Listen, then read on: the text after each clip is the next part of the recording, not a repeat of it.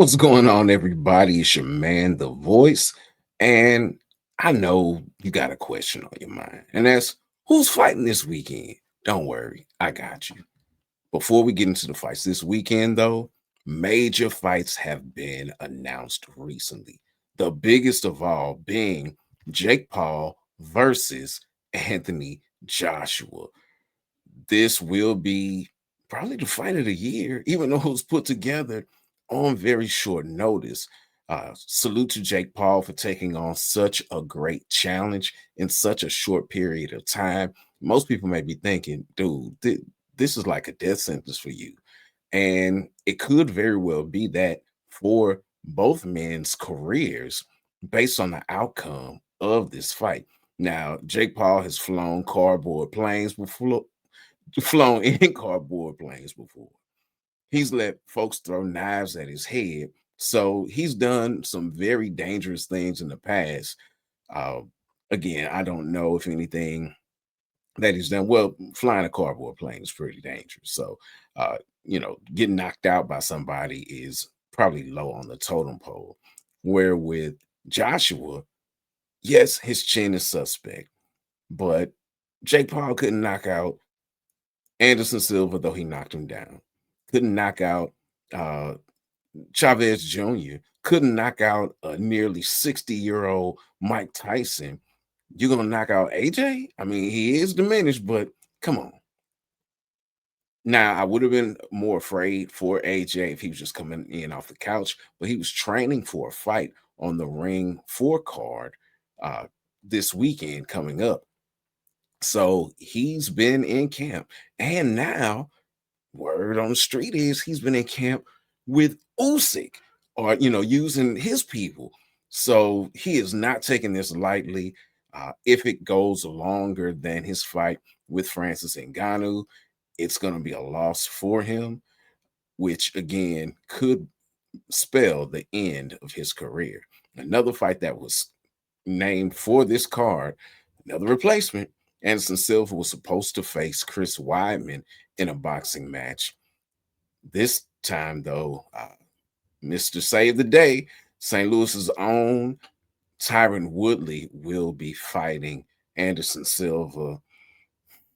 Yeah, that's I mean, hey, it's a fight, and will it be a fight that I'm watching because I love both of these fighters? Yeah, I will.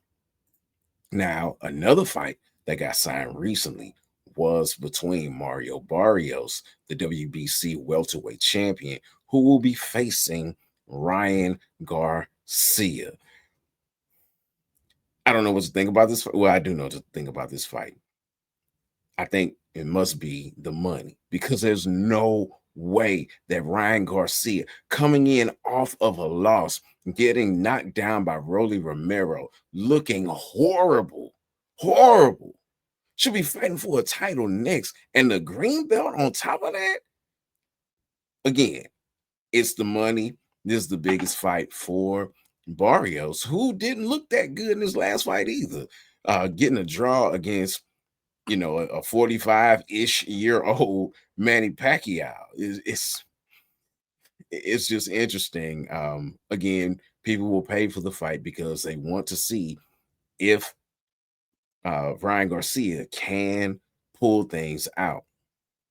This will be interesting and definitely something to look forward to in the near future. Speaking of the near future, PFL Lyon will be on the 12th of December, and they released their full fight card recently, headlined by Vadim Nemkov taking on Henan Ferreira for the title, the heavyweight title, that is. And then you have Cyborg fighting in the co-main on that card as well.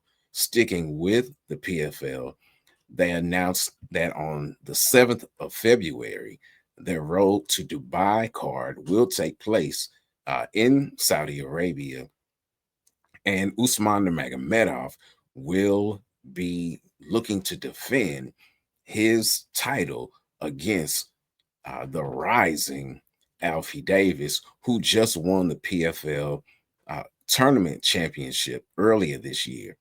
Usman needs redemption after what many consider to be a loss versus Paul Hughes in his last outing. If he's going to stay the face of the promotion and keep his O, he needs to not only win, but win decisively.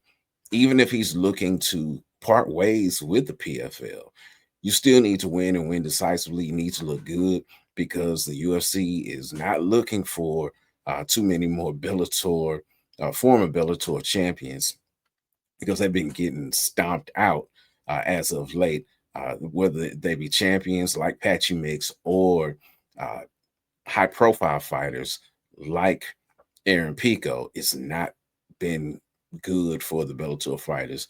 Pitbull got to win, but he got a loss too. Again, it's not been good for the former faces of Bellator. So Usman will need to give it his all. Now, Alfie, on the other hand, he just beat Godzi Robinov, who I believe trains with Usman and was not really feeling Alfie. Was like, I won this championship before. It's mine to win again. I train with the best, and you have nothing for me but a L. So, Alfie is coming in very, very motivated, and it'll be interesting to see if he can make it 2-0 against Eagle MMA. Now, this weekend, the fight to look out for, the one that you may be spending your money to watch, I know I will, is the Ring 4 card, which arguably is the best card that the Saudi backed promotion has put out. You have at the top of the card 4 title fights. Let's get into them in the order that piques my interest most. First off, being Norman versus Haney. This is the people's main event. This is the fight that everyone really wants to see on this card. What Devin Haney are we going to see? Are we going to see the one who boxed masterfully against Lomachenko and against Regis Prograis? Or are we going to see the one who was running like Roadrunner in his last match? Or will we see the one who stood in there with Ryan Garcia, took his licks, got up, and kept fighting? We don't know. That's why we want to see this fight. On top of that, we know that Brian Norman has that eraser. He has that power. He can knock people out. And Ryan, or not Ryan, but Devin is suspect as far as his chin is concerned. But can Brian Norman catch him? Because this is the biggest fight in his life. The next fight that has my interest is Bam Rodriguez versus Puma. This fight, boy, it's so big because of Bam Rodriguez. If you don't know who he is, this is the fight that should put him on the map because it's the biggest stage that he's been on. As far as lighter weight fighters, he is one of the most explosive and exciting fighters that there is. I know you may be saying, hey, what about Inoue? Yeah, he's kind of on par with in a way a little bit as far as what he can do and some of the people that he's beaten. But the lighter weights just don't get a lot of shine. They don't get a lot of attention. This will help bring attention to the phenomenal work that Bam does. And he may finally break into the pound for pound rankings. But is he focused? He's already talking about moving up in weight within a couple fights. And when you're talking that kind of talk, you may not be really looking at who you have in front of you. Now, Puma, on the other hand, as you can see, he's all up in his face at the face-offs. He is rough, durable, tough, and he's looking to hold on to his titles in this unification bout. We also have a lightweight bout for the WBC title, which is vacant. Abdullah Mason looks like the next star from the US. This if he's able to be victorious, would be his crowning achievement because he would now be able to call himself a champion, and not just a champion, but that green belt champion. That green belt means a lot when it comes to boxing. The only belt that may carry more cachet with fans is the ring belt because that goes along with the lineal champion.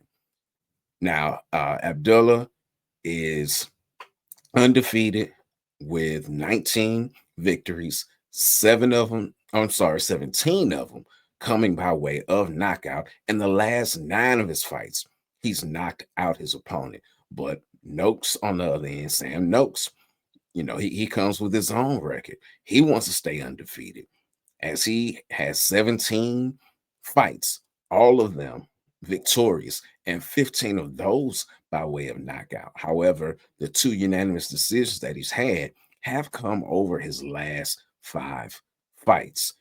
Whose O will go? We will see when they step into the square circle. Now, the headlining fight is Benavidez versus Yard. So the Mexican monster, David Benavidez, taking on the man from the UK, being Anthony Yard. This is really a monster matchup for Benavidez because if he is victorious, he can call himself a true champion. He's fought for titles before at 175, but they've been interim titles. This will be for the full title. Again, that nice and pretty belt that most people are looking to hold. With winning the title, he thinks it'll set him up for big paydays. He's still calling out Canelo, who Canelo just said he's looking for a rematch versus my man Terrence Crawford. Yes, that if that happens, everyone will be watching.